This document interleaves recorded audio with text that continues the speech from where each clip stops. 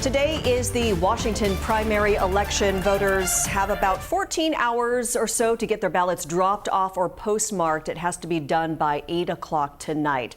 The top two candidates picked today will advance to the November general election. We're following several big races, including the race for Seattle mayor. Incumbent Bruce Harrell is seeking re-election. He has 8 challengers on the ballot.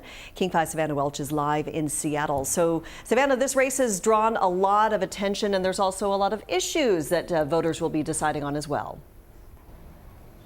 Yeah, Mimi, that's right. And as you said, voters still have time to cast their ballots today. And one issue that's top of mind for many is affordability. Now, for the mayoral race, Harrell's main contender is Katie Wilson. She's the executive director of the Transit Riders Union, and she's raised the most money behind Harrell. Now, talking about affordability, nearly 30% of people living in Seattle say the cost of living is their main concern driving them to the ballot box. We asked both candidates how they'll make the city a more affordable place to live.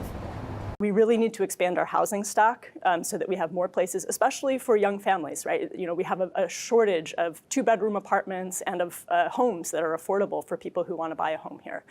So there's a lot more that the city can do to invest in workforce housing so that the folks who work in this city, especially at lower wage jobs, can actually afford to live here. Housing is a critical piece of what makes a great city. Under my administration, we've invested over $1 billion. And we passed a $970 million housing levy to make sure that we are rapidly and aggressively addressing affordable housing. There are several other issues that voters have brought up, as well as public safety being a big one for the city of Seattle that's driving them to vote today and cast their ballot and make their voice heard. Now, those ballots, as you mentioned, Mimi, they have to be dropped off tonight by 8 p.m. or postmarked by Election Day. King County officials say that the results will come in shortly after that time. In Seattle, Savannah Welch, King 5 News. Thank you, Savannah. And tonight we'll also be following mayoral races in Everett and Tacoma. Down in the South Sound, 6 candidates are facing off to lead the largest city.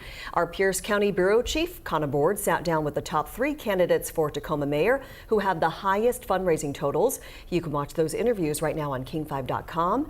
And you can watch the primary election results live right here on King 5 starting tonight at 8. You can also stream it on King 5 Plus. Voter turnout is down statewide. So far, about 17% of ballots have been returned. And for comparison, back in 2021, when these races were last on the ballot, 30% of ballots were returned before Election Day. Pierce County has one of the lowest return rates right now at 11%.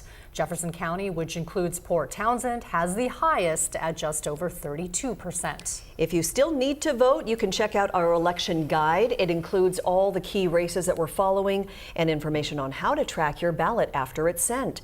Just text the word election to 206-448-4545 and we'll send you a link.